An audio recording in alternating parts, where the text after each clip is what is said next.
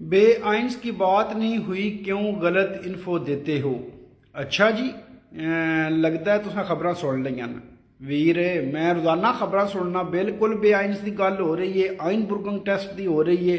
और जेड़े वीर भी बेआइंस की वजह तो फसे ने, ठीक है, बिल्कुल कोई परेशानी ना लवो, कोई दो नंबर ना लवो, ठीक है। चौधरी कानून आउंदा जे पिया, उहदे विच ना कि सिर्फ बेआइंस की गल हो रही है, ना कि सिर्फ आइन बुर्गंग टेस्ट की गल हो रही है, बल्कि ये भी गल हो रही है कि तुसी डबल पासपोर्ट भी रख सकते हो, डबल नैशनैलिटी भी रख सकते हो, जी जर्मन में पहले इजाजत नहीं सी। और ये बिल्कुल होना चाहिए। जेडे बंदे इतने अनपढ़ आए नमाने, सारी उम्र इतने लग गई है, सारी उम्र तो इतने रन दिन पे, सिर्फ बेआइंस नहीं है तो जर्मन नहीं हो सकते हैं।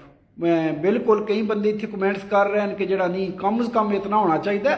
अगलियां नस्लों वास्ते रख लिया, लेकिन जेडे पहले अनपढ़ आए सारे अगे पिछे सारे नमाने टैक्स इतने दे के सारिया उम्र इतने लग गई, उन्होंने जरूर नैशनैलिटी लभनी चाहिए और बगैर बेआइंस तो लभनी चाहिए है। एक जर्मन बंदा अनपढ़ भी तो हो सकता है, और जर्मन खुद भी बतेरे अनपढ़, मतलब इस गलतफहमी में हो कि जर्मन कोई अनपढ़ है नहीं, ठीक है। लेकिन जेडे बंदे नमाने नहीं बचपन में गए हैं, उन्होंने नहीं पढ़िया है उस टाइम टैक्स तो भी दे रहे हैं, क्यों नहीं उन्होंने हक बनता कि वो जरा नहीं जर्मन पासपोर्ट ले लैन। बिल्कुल जेडे जर्मन पासपोर्ट लेना चाहन उन्होंने लभना चाहिए, और ये पार्टी बिल्कुल ठीक कर रही है।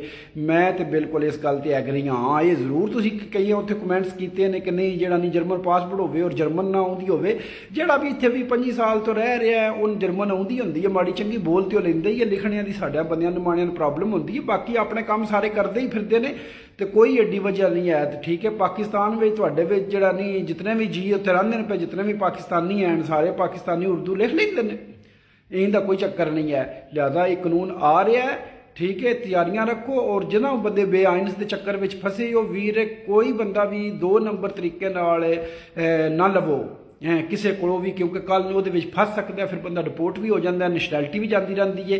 इस तो बेहतर है कि जरा नहीं थोड़ा जिहा सबर रखो। इंशाअल्लाह बेआइंस ते आइन बुर्गंग टेस्ट तो तुहाडा सिर चौधरी छुट्टन लगा है।